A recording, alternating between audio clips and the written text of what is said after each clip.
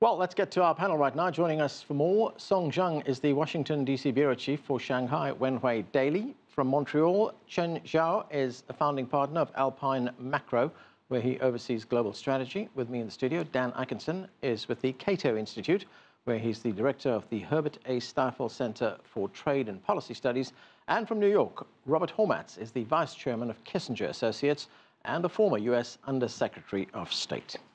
Thanks to all of you for being with us. Let's start in New York with Robert. And Robert, this is a $60 billion package of tariffs on Chinese imports. Let's look at the big, broad picture here.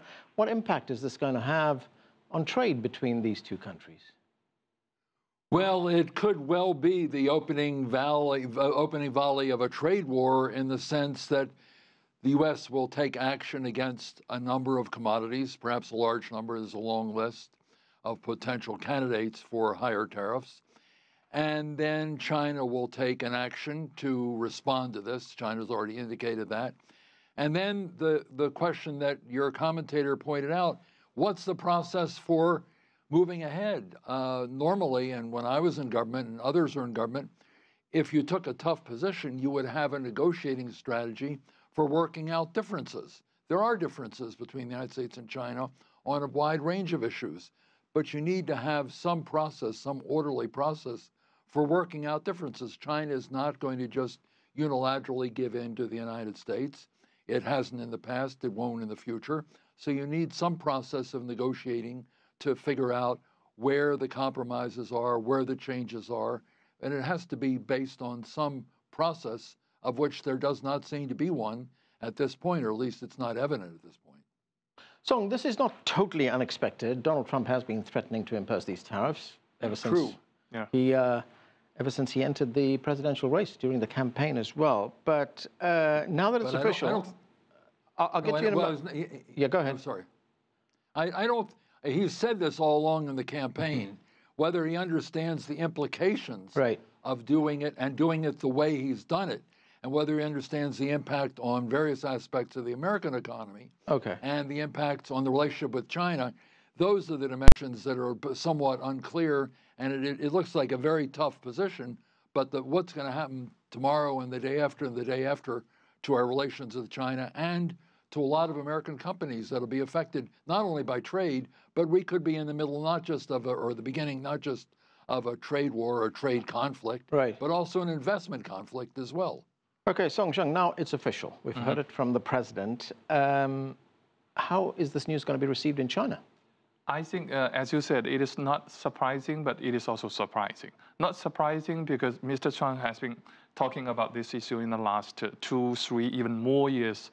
And I think there have been rumors from the news that these 301 sanctions will come. But another side... The 301 is the inquiry, the investigation. Yeah. And also another side is that, as I heard, China and America are undergoing a lot of discussions. Even now, we do not have appropriate formula to talk about this issue. There's no CED at this moment. There's no coordinator from U.S. government to talk with Chinese side. From Chinese side, we have Vice Premier Mr. Liu He to be in charge of this issue, and we are trying to reach kind of understanding with U.S. government. But we were expecting U.S. will be willing to have some more weeks to talk about this issue before this announcement come. I think it's a little bit surprising. Okay, let's go to Montreal. Let's go to Chen Zhao. Chen Zhao, in his remarks today, President Trump also talked about the need for China to reduce the trade deficit between the two countries. He wants that deficit to be reduced by $100 billion immediately. Is that realistic? This administration, the White House, specifically President Donald Trump, he has no idea what he's talking about, to be honest. We all know, anybody who got trained in economics would understand that the trade deficit or current account deficit is a function of a domestic investment and savings imbalance.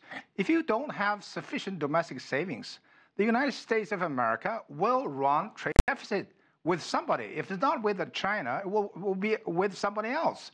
This is a very basic economics. I don't think they understand that.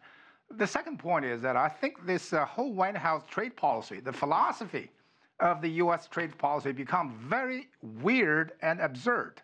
The reason I'm saying that is basically they judge whether you are a friend or a foe, economically speaking, by looking at whether a country runs a trade surplus or deficit with the United States.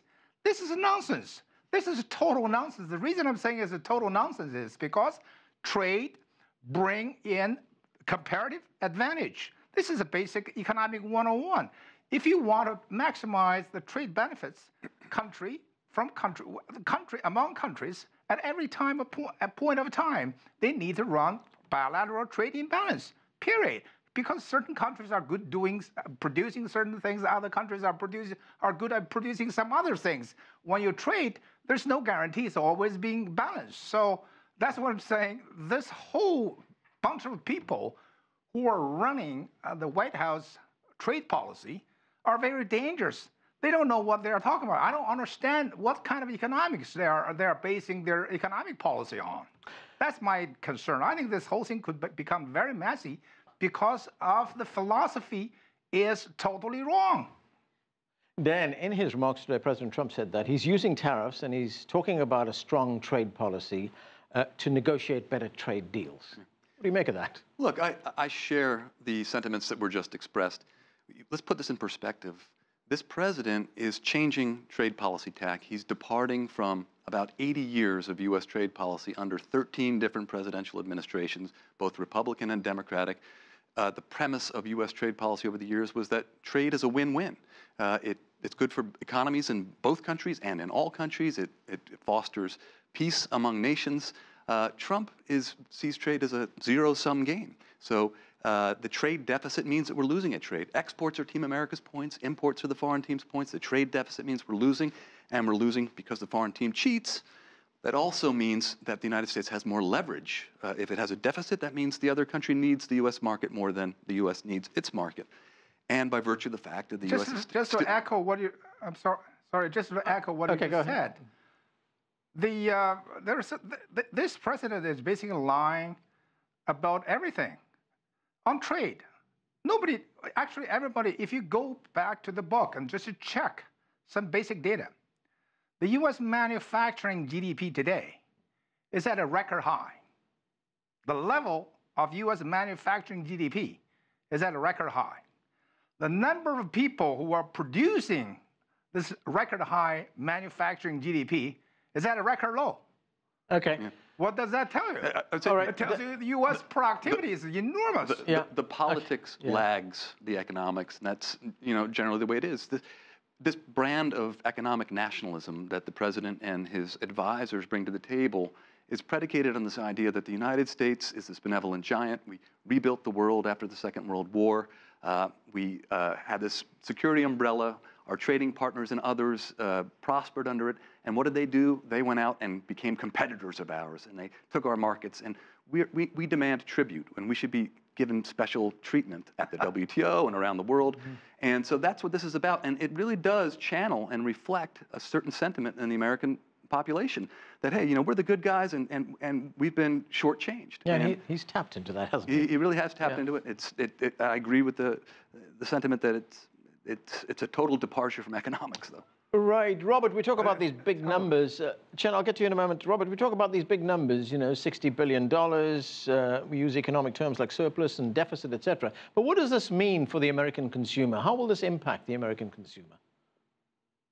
Well, if you impose tariffs of the type he's talking about, 25% is one number that's been bandied around.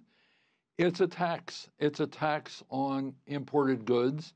And that tax on imported goods will mean that the price not only of imports will go up, but the price of domestic goods that compete with those imports will go up because domestic producers will raise their price in a way that's similar to the increase in the import price.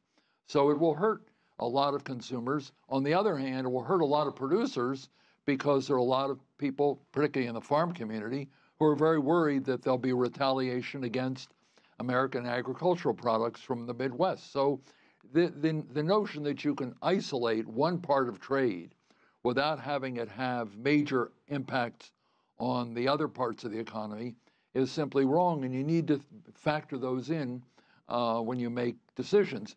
There are Americans now who don't like trade. There's a strong populist feeling in parts of this country that trade is disruptive, that somehow Trump has made this point that others are taking advantage of the United States. On the other hand, there's been a strain of that type in the United States for some time. It's stronger now than ever. But I do think that the way to deal with it is to work these things out in a rational way, the way other administrations have done. I've been in 5 separate presidential administrations. Every time there are issues. There are issues with China. There are issues with other countries. China's become a more competitive country, so there are many issues with them. But we've had a process of negotiating with very serious people. Wang Qishan was the negotiator for a number of years. Wang Yang, Liu He is going to be the negotiator now. There are people in China, and there are serious people on the American side who know how to deal with these things, not overnight and not perfectly, but the idea of a heavy hand causing China to dramatically change its policy without an orderly negotiating process for working these differences out is just going to lead to more confrontation. And I'm afraid a lot of people will be hurt on both sides. And as I also said, investment is an issue that really has not been brought into these trade conflicts very much. Now we're going to see pushback, and we're already seeing it on the American side on certain kinds of Chinese investment. And we're going to see this back and forth between the two countries, and that's going to escalate too. And we're a capital importing country. A lot of Chinese companies create jobs here. A lot of American companies create jobs in China. It'll be harmful to both countries and the companies if we have investment conflict and trade conflict.